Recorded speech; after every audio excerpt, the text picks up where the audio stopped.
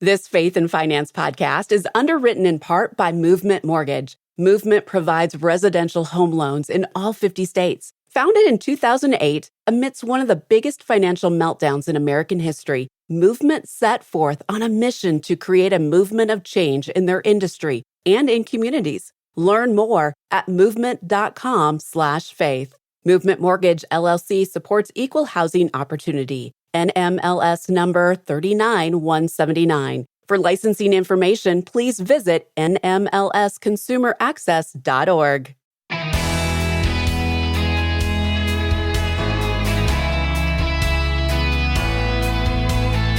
Could a reverse mortgage be a widow's best friend? Hi, I'm Rob West. Since women typically outlive men, many will one day carry the financial load alone. Today, Harlan Accola joins us to explain how reverse mortgages have changed and why they can offer widows stability, dignity, and confidence for the years ahead. And then it's on to your calls at 800-525-7000. That's 800-525-7000. This is Faith and Finance, biblical wisdom for your financial decisions. Well, it's always a treat when Harlan Accola joins us because every time we walk away with fresh insight on reverse mortgages. Harlan is with Movement Mortgage, a proud underwriter of this program. And Harlan, it's great to have you back. Blessed to be here, Rob. Thank you. Harlan, you've often said a reverse mortgage can be a widow's best friend. Explain what you mean by that. Well, yeah, that's one of the reasons why I'm in the business. I heard that this was something that hurt widows. And so I was going to just make sure that I stayed away from it and learned as much as I could about it 20 years ago. And then I realized that it was actually something that helped thousands, literally millions of widows across the country, because women almost always outlive their husbands. Even in studies where men and women live nearly identical lives, women still live longer. That's just the way we're made. And that creates what we call in the business a longevity risk, the challenge of stretching resources to last for a longer life. And too often, couples plan their retirement as though they're going to be together until the end, not realizing that usually it's the wife with anywhere from 2 years, 5 years, 10 years that is still there after her husband is gone and with decreased income. Yeah, I think that's well said. Harlan, you've also shared before that reverse mortgages look quite a bit different today than they did years ago, especially with new measures to protect widows. So tell us more about that. Well, the biggest change in the law, the FHA mortgage insurance, was about 10 years ago. Even though the protections were there before, when Reagan put it in place in 1988, it still allowed people to decide whether or not they wanted to include their wives on title. And some foolish husbands took their wives off from title, and then when they died, their wives had to move out of the house or pay off the loan. And that meant that some widows actually lost their homes because they weren't even on the loan. But when that ruling changed in 2013, it required anybody that did a loan to make sure that their spouse was on the loan and protected by the loan and on the title of the house. And that really is the biggest thing that has helped us shed our old reputation and made it completely safe. Wow. Yeah, those are big changes. I know you care deeply about this, and I know it's actually personal for you. So would you mind sharing a bit of your own story as it relates to these products?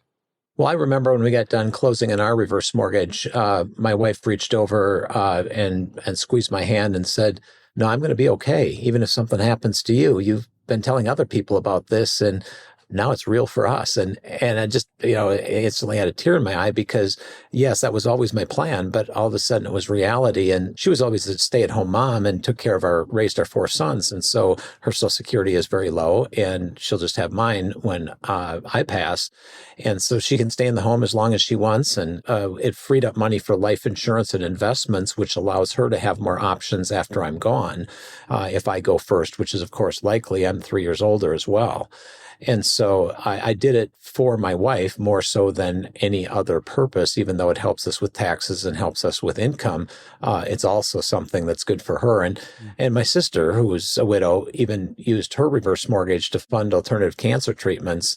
And she's alive today because she had that resource. And so it's something that has hit close to home. You know, as it relates to widows, we've got just about 45 seconds. What tends to happen when the husband is the first to pass, and how does that relate to this? almost always income goes down by 40%. And the worst thing is, if there's still a mortgage payment, many widows simply can't afford to stay in their home, and it's often set up completely for a foreclosure or a forced sale, which is exactly one of the most secure things that is taken away at that time. And so a reverse mortgage allows that surviving spouse to remain in that home that they love with dignity and security for as long as they wish to live there. And that is what's so important to us. Yeah, it sure is. Well, and I so appreciate how you and the team at Movement Mortgage lead with education. So, folks, if you want to know more and how this might apply in your situation, head to movement.com/faith. Harlan, thanks for stopping by, my friend. Thank you. Have a great rest of the day. That's Harlan Accola with Movement Mortgage. For many widows, a reverse mortgage can be a powerful way to provide in that season of life. Movement.com/faith to learn more. We'll be right back.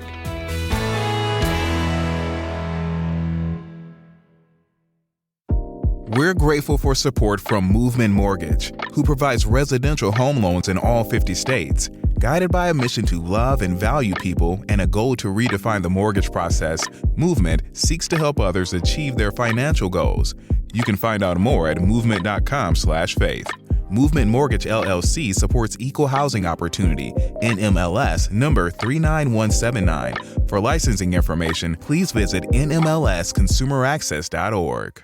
We are grateful for support from Praxis Investment Management. Since 1994, Praxis has offered investment products designed to meet practical needs for everyday investors seeking to steward their assets consistent with their desire to promote positive social and environmental impact. Praxis aims to bring a faith-based approach to ETFs, mutual funds, multi-fund portfolio solutions, and money market accounts reflecting their 500-year-old Anabaptist Christian faith tradition. More information is available at praxisinvest.com. Great to have you with us today on Faith and Finance. I'm Rob West. Looking forward to taking your calls and questions today. Whatever's on your mind, give us a call. 800-525-7000. That's 800-525-7000. We're looking forward to diving into whatever financial topics you're wrestling with, whether it's your spending plan, maybe it's paying down some debt, giving wisely, or even saving for the future. Again, lines are open. This is your time to call. They will fill up. 800-525-7000. Let's begin in Mississippi today. Hi, John. Go ahead, sir. Hello. You mentioned a Christian savings and loan. Yes. And I was unable to get contact information. Well, that's an easy one, John. I can absolutely. There's only one in our view. We have a longtime partner called Christian Community Credit Union. And what we're finding is that increasingly God's people are wanting to align their banking partner with their values to make sure that the companies they're doing business with are aligned with their values as believers. And so Christian Community Credit Union is just that, serving God's people as a trusted banking partner with deposits and loans and finding compelling yields on their CDs and savings accounts, but also taking a portion of the profits and sharing with ministries, not only here in the United States, but around the globe, doing great work in the name of Jesus. And the best way to find Christian Community Credit Union is at joinchristiancommunity.com. So that's just simply joinchristiancommunity.com. Is that what you're looking for? Yes, sir. All right. Very good. Well, thanks for checking in with us today. Glad we could check something else off your to-do list. Now the next step is yours to reach out to those fine folks, but we appreciate you being on the program today. Florida is where we're headed next. Tony, go ahead. Yeah, I was just saying to your producer that I have a few savings, but I don't feel if I were to be in a real emergency, I don't think that would cover me. So that's been a concern. I work a full-time and then I have a part-time, but it feels like I'm just working to pay bills. I have a few savings, but it's just, I feel like I'm stretching myself. Yeah. And I don't know what to do. Yeah. In addition to my student loan, which I'm trying to pay off. Yes. Well, the first thing I would say to you, Tony, is you're not alone. There is a lot of people in the same position in their 50s who feel like they're behind. And I would also say it's not too late to make progress with a focused plan. And so I think the steps forward are, first of all, you need to get a clear picture of your cash flow. So you need to write down all of your income, write down your expenses, and just like all of us, look for places to trim. Even the smallest amounts can free up money to save or pay down debt faster. And then second, you want to attack the debt strategically. The student loans may feel never ending, but there are options. If it's federal student loans, there's income-driven repayment options. There's possible forgiveness programs. At the very least, you can just stay current with the monthly payment, even if it's going to extend for a considerable period of time. You want to stay on top of that. If you have the ability to reduce the payment through an income-driven option, great, take it, because that's going to free up resources that you can use for step 3, which is to build a starter emergency fund. Even saving up to $250 or $500 is going to provide a cushion that's going to keep you from adding new debt when surprises come, and they will.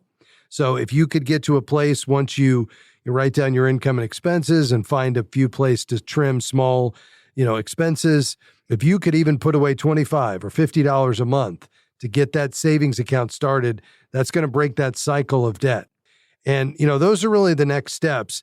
Here's what I'd like to do for you. I'd be happy to provide a certified Christian financial counselor who could walk alongside you. We would pick up the cost for this just as our gift to you.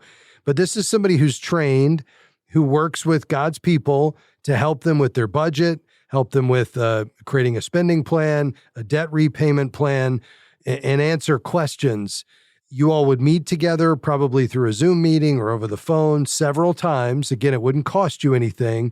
And perhaps as they pray for you and answer your questions and help you create that budget, maybe giving you some fresh ideas on ways you could cut back, perhaps that would be the missing piece to kind of get you pointed in the right direction and feel like you're making some progress. But how does that sound? That sounds good. I did start. I itemized my bills, so I did start doing that. Okay. My biggest thing right now is my student loan. I have been paying down on my credit card. I did pay off 2, and what I did, I kind of divide my paycheck and just kind of divide it up. So that's how I was able to pay off the other 2. But it is a stretch. But that sounds good. Are these federal loans? Yeah. So I taught before. I recently went to my district and applied for the teacher loan forgiveness. So I sent in that application. So I'm hoping I'll be able to take some money off that, or they'll be able to take some money off that. So obviously that would be a game changer. And so I would certainly pursue that. You could look at income-driven repayment options. So depending on what your income is, you may be able to get those payments down. Now that's going to extend it out longer because the interest doesn't come down, just the payment does. But it may be the key to you being able to balance the budget and have a little bit more cushion. So both of those are options I would pursue. But if you would like one of our certified Christian financial counselors to work with you, we'd be happy to provide that. Yes, I would. Okay. All right, great. Well, you stay on the line. We'll get your information and get somebody in touch with you. And listen, keep it up. It sounds like you're doing a great job. I love that you've made some progress on some of your debts. You've got this. Remember, the Lord is your provider, but it's our job to be that faithful steward, which means we make the hard decisions. We're disciplined one step at a time, realizing this is a high calling because you and I are money managers for the Lord's resources. And that's a pretty important task we have. Thanks for your call today, Tony. Let's go to Alabama. Hi, Mike. Go ahead. Hey, I called a while back and told you I was going to talk to my advisor. Told you I was thinking about separating because of differences of moral issues with my work right now. Yes, you'll sir. be happy to know that the only thing my advisor didn't say was, I listened to Rob and I agree with Rob on everything he should have told me. So it was like listening to you in the office. So you two guys were 100% spot on. I love it. That's great. It was good. Next time I go on vacation, maybe he's going to be the host. Maybe. I've got a 401k, regular 401k with my employer, and a Roth. All right. I have about 100k in each one. Is there, when it comes time to retire and I move those out, do you have to take one before the other, or is there a better option to take one before the other?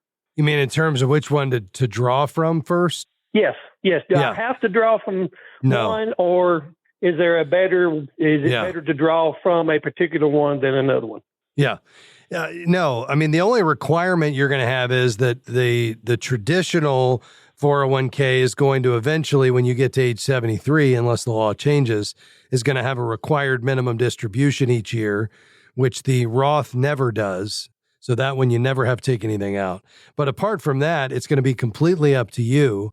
And really what it's going to come down to is the tax environment. And so what is your taxable income? What are tax rates? And, does it make more sense to pull from the tax-free, which is going to be the Roth, versus the taxable, depending on what's going on at that time. And I think that will be a decision you'll probably make in real time with your CPA as you evaluate the situation. But you're not going to be forced to take one or the other apart from that required minimum from the traditional. We've got lines filling up. We'll be back with your questions right after this break on Faith and Finance. Stick around.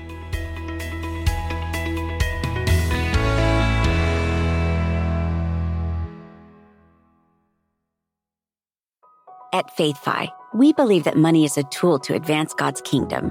When you become a FaithFi partner, you help more people discover the freedom of biblical stewardship and the joy of seeing God as their ultimate treasure.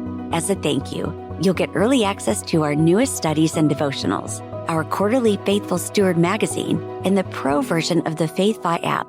Become a FaithFi partner with your gift of $35 a month or $400 a year at faithfi.com/partner. Faith and Finance is grateful for support from Sound Mind Investing. For more than 30 years, they've offered financial wisdom for living well. SMI provides step-by-step guidance for do-it-yourself investors, from those just getting started to those getting ready for retirement. More information, including a short video webinar on profit and peace of mind no matter what's happening in the market, is available at soundmindinvesting.org.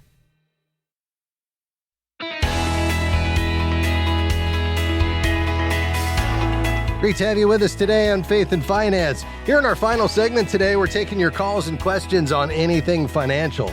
That number to call, 800-525-7000. That's 800-525-7000. I've got room for a couple of additional questions. We'll be headed to Texas in a moment. Well, actually, both calls from Texas. Let's start with Jeff. Go ahead, Jeff. I have a 401k question. I switched jobs and I left my 401k at my previous job. Yeah. And now they're closing. They're going to close down. And I don't know that I'm going to stay where I'm at. So I'm unsure about moving it here.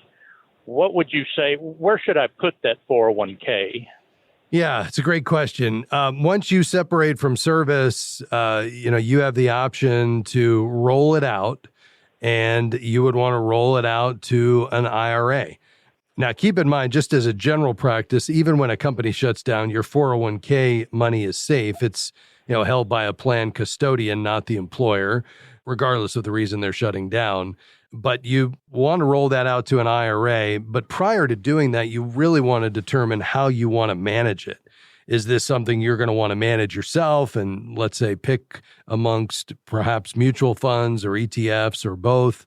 And make those selections on your own. If so, you'd probably want to go to a Fidelity or a Schwab, that would offer a wide range of investments, far more than you have access to inside your 401k, with low costs and, great websites and apps and so forth. Or if you want to have an advisor manage it, like you were going to connect with a certified Kingdom advisor or something like that, you'd want to select that advisor first and then have the advisor open the IRA wherever he or she custodies their client assets, and then they would handle the rollover from the 401k for you. And so that's really the next decision for you, is how you want to go about the management. Gotcha. I don't know a whole lot about all that. As far as doing a Schwab myself, should someone who doesn't know much about it do it, or? No, I think advisors? I definitely like the wise counsel approach here. How much do you have in that 401k roughly? About 1.2 million. Yeah. So this is a big nest egg. You've spent, your working years building that up into a really sizable account. The last thing you want to do is kind of put it on autopilot. So even though there's going to be a cost to that, perhaps, you might have, let's say it's 1.25%. That would be $15,000 for the year. But the idea is that by having that active management, somebody that's, overseeing this for you and making those decisions, that is going to allow you to, first of all, protect what you've amassed, but grow it appropriately with a really well thought out investment strategy. And I think that's the right move for you. Even though this in a really strong market, it kind of begs a lot of folks think, well, the market just always goes up, so therefore I really can't miss. And that's just not the case. I mean, we could get into a recession, even with the Russell 2000 hitting new all-time highs. There's still only 50% of stocks that are above their 200-day moving average. So you really do want somebody who's overseeing this, who can build out the right investment strategy for you and stay on top of it, and then not react emotionally, when the market's up or down. So my recommendation, if you don't have somebody, would be to go to our website, faithfi.com. That's faithfi.com. Click Find a Professional. I'd interview 2 or 3 CKAs there in Texas and find one that's the best fit. All righty, sir. Well, I sure appreciate the information. Absolutely, Jeff. Thanks for your call, sir. Lord bless you. Let's stay in Texas. Elizabeth, how can I help you? Yes, thank you for taking my call. Yes, I have a account investment, and it's a moderate growth, income with moderate growth. Okay. And I want to take it out, and I want to know, could you please tell me where would CDs be safe, or Yes. I don't know where to. I'm not satisfied with this. Okay. 26. Yeah. Very good. Yeah. If you're wanting to get more conservative, the options you'd want to look at would be, number one, you could do CDs, certificates of deposit. They are very safe because they're FDIC insured. Okay. So backed by the full faith and credit Okay. of the United States government. You could use treasury bonds, which are very safe, and you'd buy them direct from the treasury or via a bank or a broker. And then the third option you could look at if you're looking for safety would be what's called a fixed annuity. Now, these are a little more complicated. They're sold by insurance companies, but you could lock in a steady rate that would transfer the risk over to the insurance company. As long as you select a highly rated insurance company, that should be very safe as well. I think any of those 3 could work very well for you. Okay. That's all I needed to know. Thank you so much. All right, Elizabeth. Lord bless you. Thanks for being on the program today. Let's see. Indiana is where we're headed next. Hi, Karen. Go right ahead. I just have a question on guidance for health insurance, where you can go if it's affordable and a limited income. If you've had a past health history, I'm afraid I'll be penalized because I've been sick for, about a year ago. I went through some major health issues, and we're running out of our resources. My husband's retired. I'm on a limited income now. Is there anywhere you could direct me to and someone to talk to on this? Yeah. I mean, you've got a couple of options. You could go to the federal marketplace where you can compare plans and see if you qualify for subsidies. So that's healthcare.gov, healthcare.gov. It's free, it's trustworthy, and you can look for a plan that fits your needs and budgets. The top private health insurance comparison sites are eHealth Insurance. Another one would be Health Markets. And then I'll give you a third one, Health Sherpa, SHERPA. Any of those, could be an alternative to healthcare.gov. And what you're looking for is the plan type, the coverage breadth, the support level, any subsidy access if you qualify for it. So those would be what I would be looking at in terms of, the various options. Okay. All right. Thank you very much. All right. We appreciate your call today. Well, folks, we covered a lot of ground today. Always a joy to be along with you. I'm grateful for the invitation you give us into your financial lives each day when you call and share your story and ask questions. It's a sure privilege to be able to walk alongside you, encourage you. And I hope that's one of the outcomes for today is that you felt encouraged and uplifted, that, as we take on this large responsibility, it's massive, of being a money manager for the King of Kings. We want to be found faithful. That's our goal. We want to make God our ultimate treasure, not the things of this world. They don't last. They don't satisfy. God alone is our abundance. But money is a good gift from God. We want to use it wisely. We want to spend it well, even enjoy it and give it to be a part of God's activity. And when we do, we experience blessing that follows. May not be financial, but there certainly is blessing when we give generously. Hey, let me mention, if you'd like to check out our FaithFi app, maybe you're having trouble staying on budget, you can download the app that Julie and I use to manage our finances called FaithFi on our website, faithfi.com. Just click app. And again, if you'd like to support our work, just go to faithfi.com and click give. Hey, a big thanks to my team today, Jim Henry, Devin Patrick, Dr. Robert Youngblood, and the rest of the team here at FaithFi. Have a wonderful day, and we'll see you tomorrow. Bye-bye. Faith and Finance is provided by FaithFi and listeners like you.